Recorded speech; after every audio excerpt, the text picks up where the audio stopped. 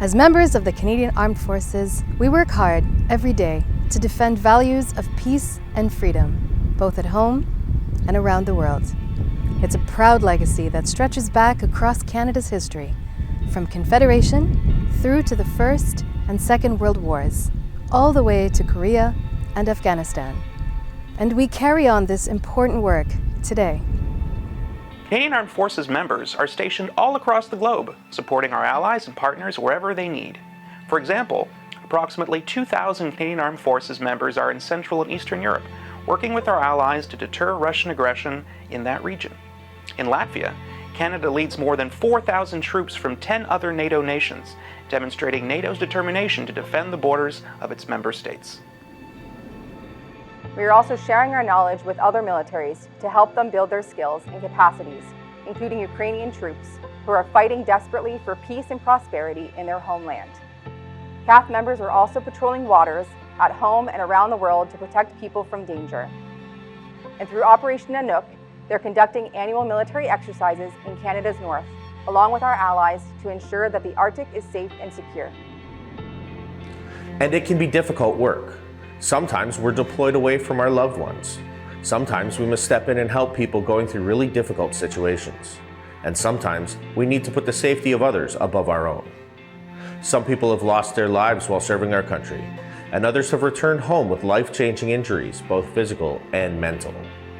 But we do it because we believe it's so important to help others in times of need and protect this beautiful land that we call home. On Remembrance Day and during Veterans Week, we take time to remember all those who have served, both past and present. We remember people like the late able seaman Fred Turnbull. He joined the Royal Canadian Navy at only 17 years old, and at only 19 years old, he took part in D-Day and the Battle of Normandy, which marked the beginning of Western Europe's liberation from Nazi control. Turnbull's job was to help bring soldiers by boat to the beaches of Normandy in France. This included dropping the ramp of the landing craft and jumping over the bow to help steady it so that the troops could storm ashore.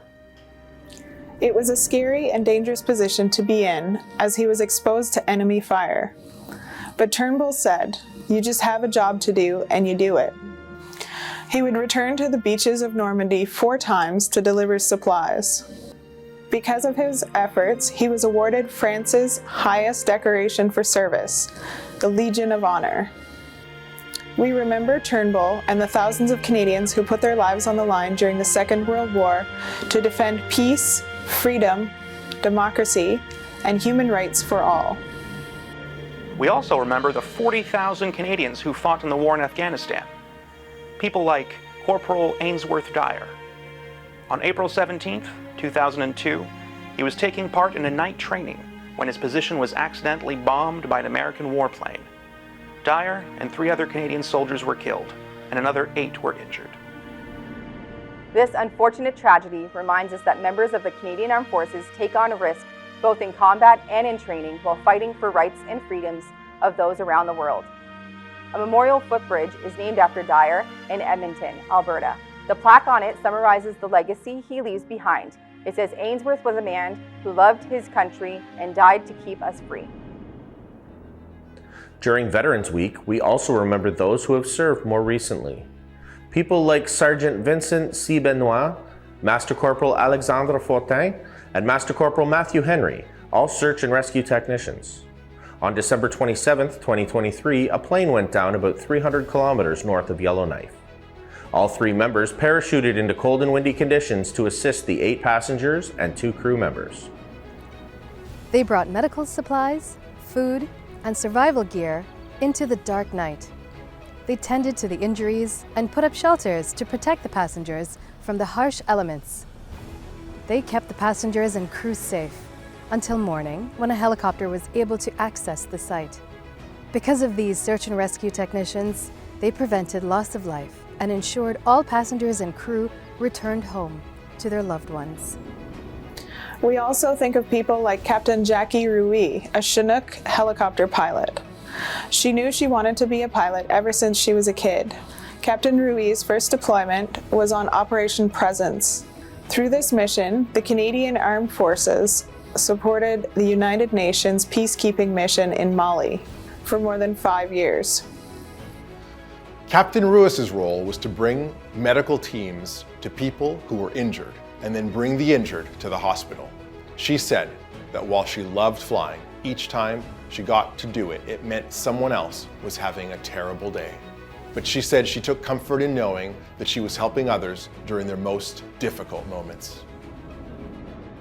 Whether on land, at sea, or in the air, members of the Canadian Armed Forces have made many sacrifices so that we can live in peace and freedom. And they continue doing so today, and at an especially difficult time for our world, with climate change and new adversaries who want to challenge our way of life. So this Veterans Week and Remembrance Day, please take a moment to think of all of those who have served and continue to serve. There are lots of ways to remember. You can say thank you to a currently serving military member or veteran, attend a Remembrance Day ceremony, or wear a poppy over your heart. Take the time to share their stories and listen to their stories so that they're passed on to the next generation. By doing this, we keep our promise to never forget. Thank you.